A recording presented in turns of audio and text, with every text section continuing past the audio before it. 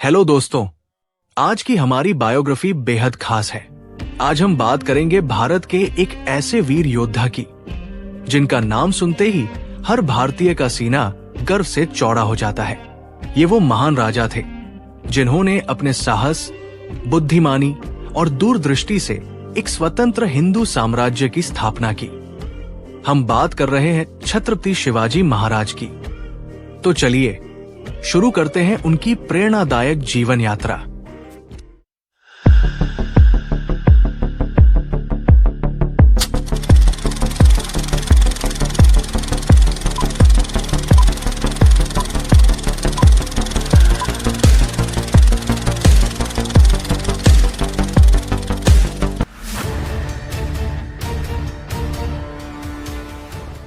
की प्रेरणादायक जीवन यात्रा।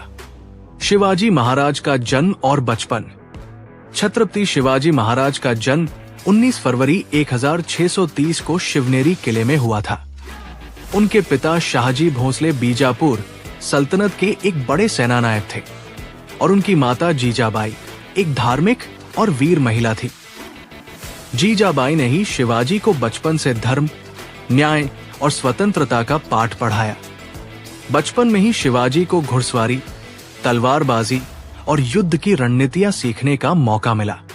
उन्होंने अपने शुरुआती जीवन में ही ये ठान लिया था कि वे एक स्वतंत्र राज्य की स्थापना करेंगे, जिसे स्वराज्य कहा गया। स्वराज्य की स्थापना और शुरुआती जीत। जब शिवाजी केवल 16 साल के थे, तब उन्होंने तोरना किले पर कब्जा कर लिया।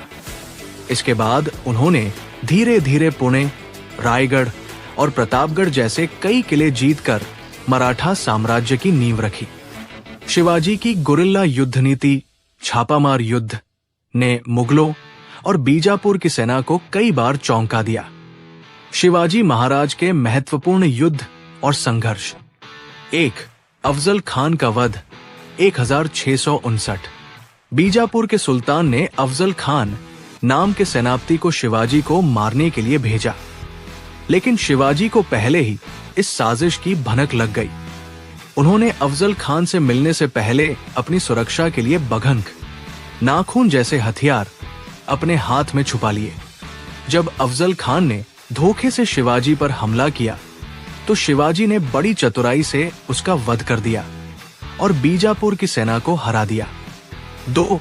पवनखिंड का युद्ध 1660। बीजापुर की सेना ने शिवाजी को चारों तरफ से घेर लिया था, लेकिन उनके वीर सेनापति बाजी प्रभु देशपांडे ने अपनी छोटी सी सेना के साथ पवनखिंड दर्रे में दुश्मनों को रोक कर रखा, ताकि शिवाजी सुरक्षित विशालगढ़ पहुंच सके। ये युद्ध वीरता की मिसाल बन गया, लेकिन बाजी प्रभु देशपांडे और उनके साथी वीरगति को प्राप्त हुए। 3. उमरखेड़ की लड़ाई 1660। शिवाजी की सेना ने गोलकुंडा के सुल्तान की सेना के खिलाफ युद्ध लड़ा, लेकिन इस बार वे हार गए। हालांकि इस हार से शिवाजी ने सीख ली और अपनी युद्ध नीति को और मजबूत किया। 4. शाइस्ता खान पर हमला 1663। मुगल बादशाह औरंगजेब ने अपने मामा शाइस्ता खान को शिवाजी को हराने भेजा।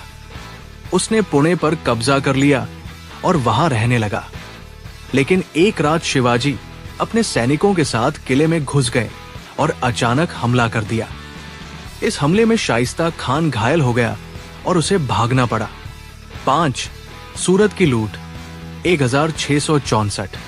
मुगलों की आर्थिक कमर तोड़ने के लिए शिवाजी ने सूरत शहर पर हमला किया। सूरत मुगलों का एक बड़ा व्यापारिक केंद्र था। शिवाजी ने वहां से भारी मात्रा में धन प्राप्त किया, जिससे उनकी सेना और साम्राज्य को मजबूत किया गया। 6.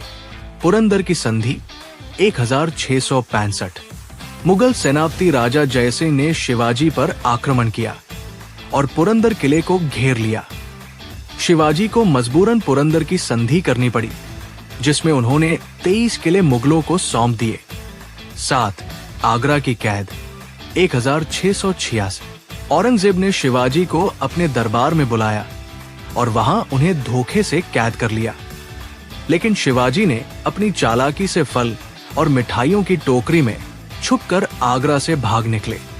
शिवाजी महाराज और मुस्लिम समुदाय का योगदान।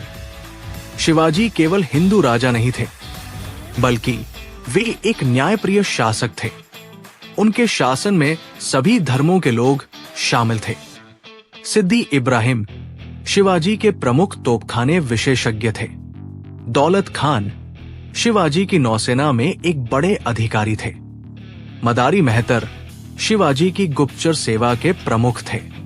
काजी हैदर शिवाजी के न्यायालय के एक महत्वपूर्ण सलाहकार थे। शिवाजी ने कभी भी किसी धर्म के खिलाफ युद्ध नहीं किया। उन्होंने अपने सैनिकों को आदेश दिया था कि वे किसी भी मस्जिद, दरगाह या धार्मिक स्थल को नुकसान न पहुंचाएं। उनके शासन में हिंदू और मुस्लिम दोनों समान रूप से न्याय पाते थे। छत्रपति की उपाधि और राज्याभिषेक 1674 में रायगढ़ किले में एक भव्य समारोह हुआ, जिसमें शिवाजी को छत्रपति की उपाधि दी गई। उन्होंने एक मजबूत प्रशासनिक तंत्र तैयार किया, जिसमें किसानों, व्यापारियों और सैनिकों का विशेष ध्यान रखा गया। शिवाजी महाराज की मृत्यु और विरासत। 3 अप्रैल 1680 को रायगढ़ किले में शिवाजी महाराज का निधन हो गया। उनकी मृत्यु के बाद भी मराठा साम्राज्य बढ़ता रहा और उनके उत्तराधिकारियों ने भारत में मुगलों की शक्ति को कमजोर कर दिया। समाप्ति। छत्रपति शिवाजी महाराज केवल एक राजा नहीं थे, बल्कि एक विचार थे। उनका जीवन हमें सिखाता है कि सच्चा शासक वही होता है जो न्याय, समानता और स्वतंत्रता के लिए संघर्ष करता है। शिवाजी का जीवन हमें यह भी सिखाता है कि युद्ध धर्म के नाम पर नहीं, बल्कि राजनीति के लिए होते थे। इससे हमें ये सीखने को मिलता है कि भारत की असली ताकत उसकी अनेकता में एकता है। अगर आपको ये वीडियो पसंद आई हो तो हमारे चैनल को सब्सक्राइब करें और बेल आइकन दबाएं, ताकि हमारी आने वाली नई वीडियो सबसे पहले आप तक पहुंचे। मिलते हैं अगली वीडियो में। तब तक के लिए जय हिंद, जय महाराष्ट्र, जय भवानी, जय शिवाजी।